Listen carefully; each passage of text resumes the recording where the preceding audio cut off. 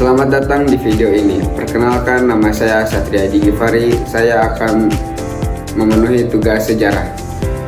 Kita akan membahas sejarah Kesultanan Banten, salah satu kerajaan besar di Nusantara yang berdiri dari tahun 1526 hingga 1813. Kesultanan ini terletak di pesisir barat Pulau Jawa dan memiliki pengaruh besar di bidang perdagangan politik serta agama Islam di wilayah Asia Tenggara.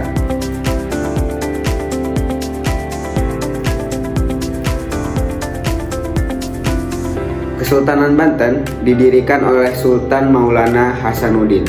Nah, pada tahun 1526, ia adalah putra dari Sunan Gunung Jati, salah satu wali Songo yang dikenal menyebarkan agama Islam di Jawa.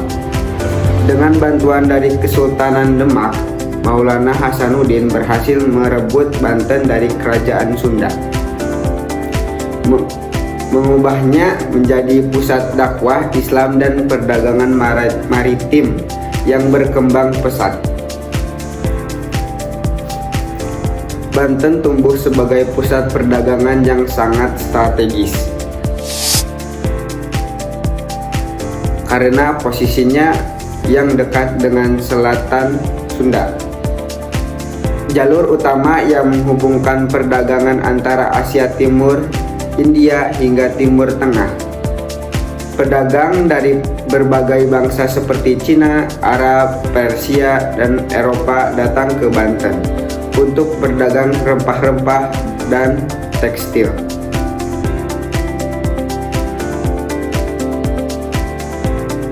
Dan barang-barang lainnya. Kekayaan ini membuat Banten menjadi salah satu kerajaan terkuat di Nusantara.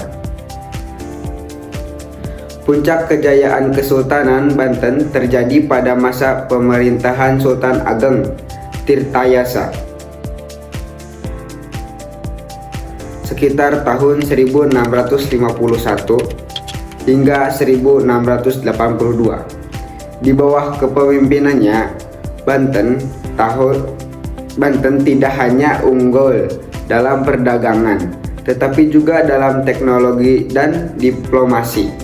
Sultan Ageng berusaha untuk melawan monopoli perdagangan VOC Belanda dan membangun hubungan dengan kekuatan-kekuatan asing lain untuk menjaga kedaulatan Banten.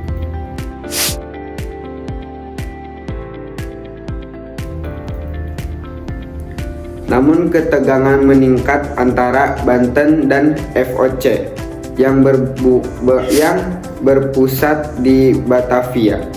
Pada 1682, VOC berhasil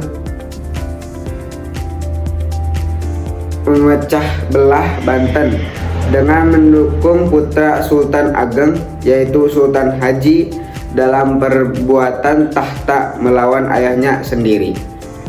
Perang saudara ini melemahkan kekuatan Banten dan VOC semakin menguasai perdagangan dan politik di wilayah Banten.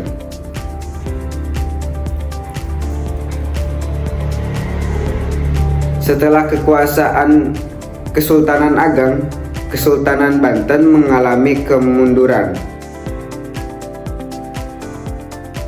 Pengaruh VOC yang semakin kuat memaksa para sultan selanjutnya tunduk pada kebijakan Belanda. Mereka harus meminta izin untuk berbagi keputusan penting dan otonomi politik Banten pengasur-angsur hilang. Perdagangan pun dikendalikan oleh Belanda yang membuat ekonomi Banten menurun drastis.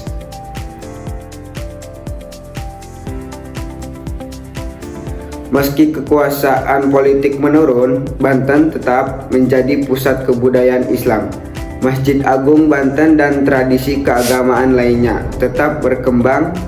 Kesultanan juga menjadi pusat pendidikan Islam yang menghasilkan banyak ulama di tengah pengaruh Belanda. Banten berhasil menjaga identitas budaya dan agama mereka yang menjadi landasan bagi masyarakat Banten di masa berikutnya.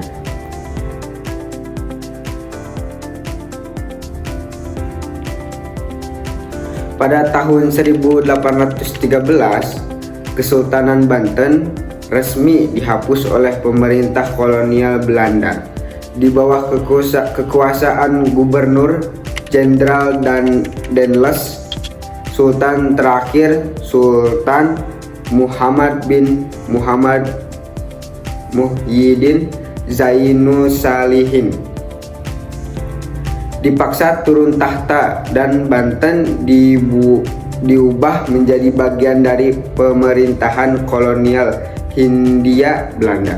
Ini mengakhiri hampir 3 abad eksistensi Kesultanan Banten sebagai entitas politik yang berdaulat.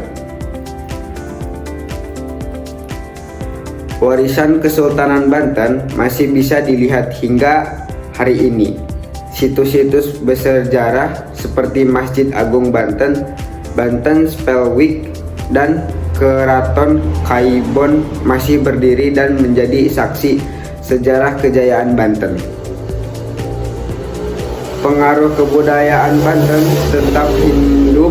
tetap hidup melalui seni, tradisi, dan komunitas Islam yang kuat di daerah ini.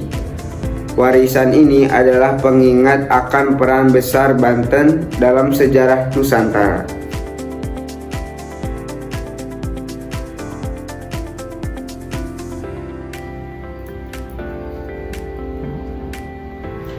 Demikian perjalanan singkat sejarah Kesultanan Banten.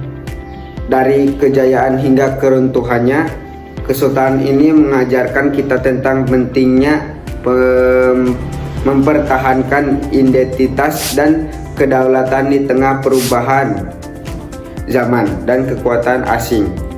Semoga video ini memberikan wawasan baru tentang kekayaan sejarah Nusantara. Terima kasih sudah menonton, sampai jumpa di video berikutnya.